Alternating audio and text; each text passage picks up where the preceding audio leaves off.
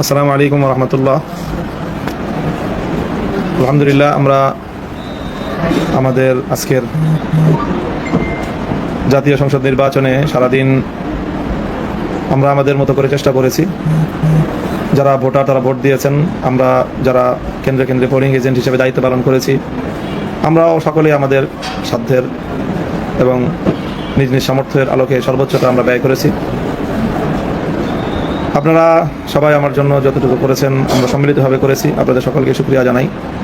আলহামদুলিল্লাহ, বাকি এখন ফলাফল আল্লাহর হাতে, এবং আমরা যেইভাবে ভোট দিয়েছি সেটারই যথাযথ ফলাফল আমরা হাতে পাবো সেই প্রত্যাশাই আমরা করি। মধ্যখানে কোনো ষড়যন্ত্র হবে না অথবা কোনো ধরনের ইঞ্জিনিয়ারিং হবে না, সেই ধরনের আশাবাদী আমরা করছি।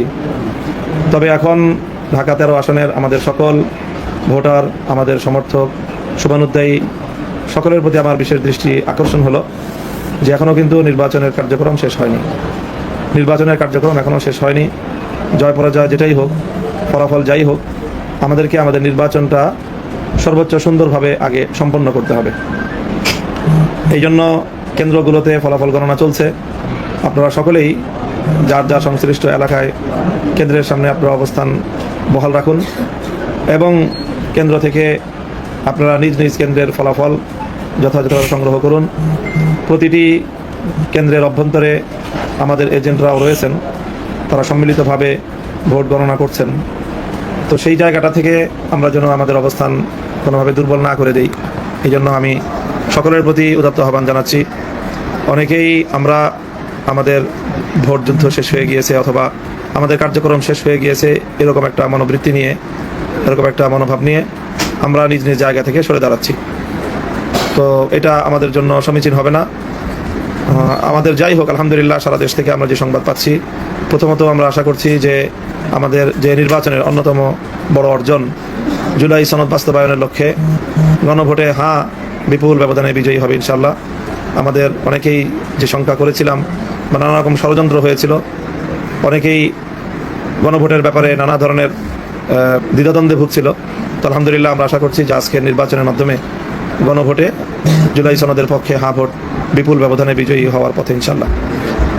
আর সারা দেশব্যাপী নির্বাচনের যেই ফলাফল, সেটাও আমরা আশা করছি যে ইনশাআল্লাহ দেশব্যাপী আমাদের 11 দলীয় নির্বাচনী ঐক্যজোট ভালো ফলাফল করবে।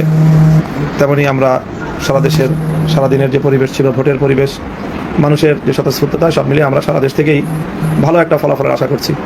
ঢাকা 13 আসনের ব্যাপারে অনেকেই উদ্বিগ্ন রয়েছেন, উৎকণ্ঠিত আছেন। আমি সকলকে বলবো যে উদ্বেগ এবং উৎকণ্ঠা থাকার দরকার নেই।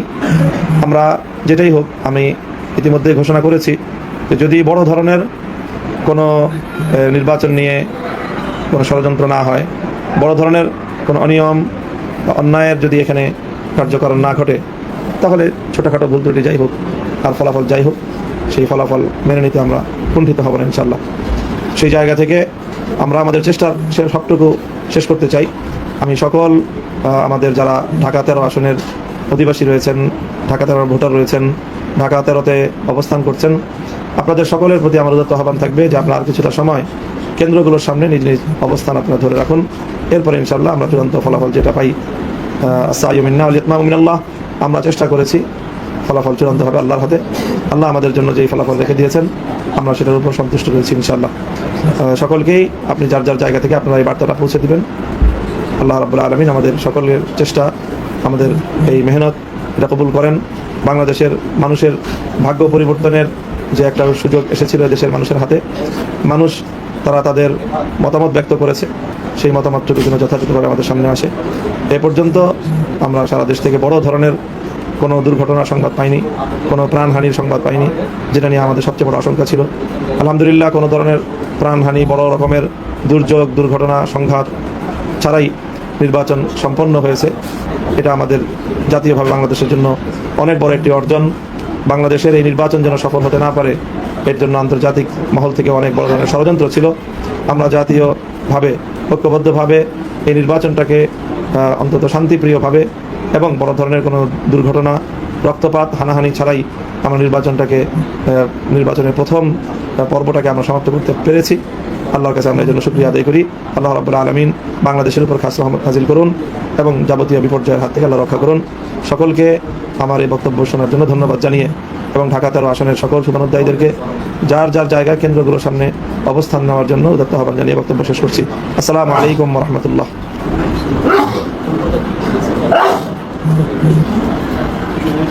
লাইট দিলেন